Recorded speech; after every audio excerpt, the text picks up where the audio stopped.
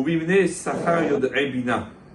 Dans le livre des Chroniques, le Divrei Yamim, on nous dit que les enfants de Issachar, qui connaissent le fond des choses, et ce verset est expliqué dans le Zohar, nous dit le Bnei Issachar de la manière suivante.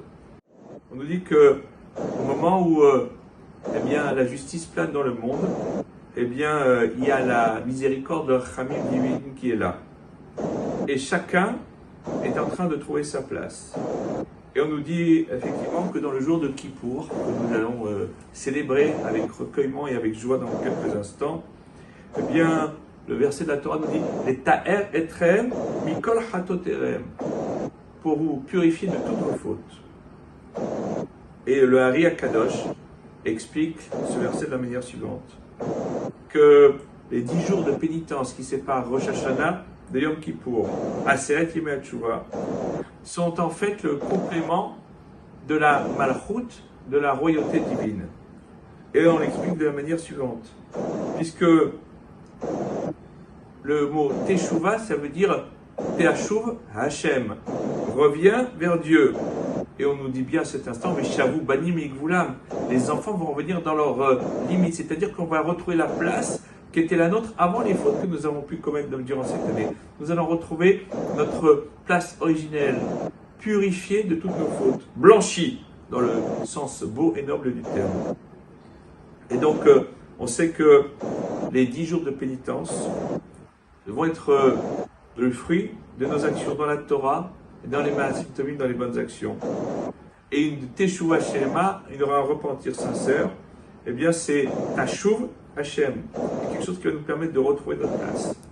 Le Gourari, c'est-à-dire le Maharal de Prague, nous dit que le mot Eitim, Et, Ain, Tab, dans les versets de la Torah, signifie l'instant, mais aussi l'instant de passage entre le passé et le futur. Le passé, c'est l'année qui vient de s'écouler, et le futur, c'est l'année qui va s'ouvrir après Yom Kippour. On sait bien que les Aseret Yemei Teshuvah, les 10 jours de pénitence, sont justement à cet instant critique, à la croisée des chemins. Et une année, en hébreu, c'est Shana, qui s'écrit Shin Nun He, qui correspond à 355, c'est-à-dire une année lunaire. Et une année solaire comporte 365 jours, 10 jours de plus. On veut nous dire que, en réalité, eh bien, il y a l'année lunaire qui s'arrête à Rosh Hashanah, 10 jours d'Aseret Yemei Teshuvah, et puis Yom Kippour, le 365e jour, qui va permettre d'obtenir le pardon de toutes les fautes d'Israël. D'ailleurs, on a une allusion, un remez dans le verset, puisqu'il est marqué Aseret Yemei Teshuvah Malchut, ce qui correspond à, si on prend l'acronyme de ces termes, Ain, Yud, Tav et même Eitim, c'est-à-dire les instants.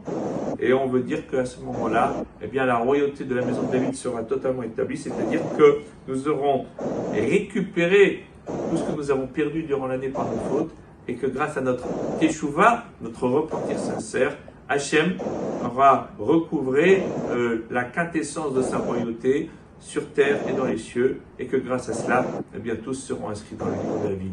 Gmar Chatima Tova à toutes et à tous.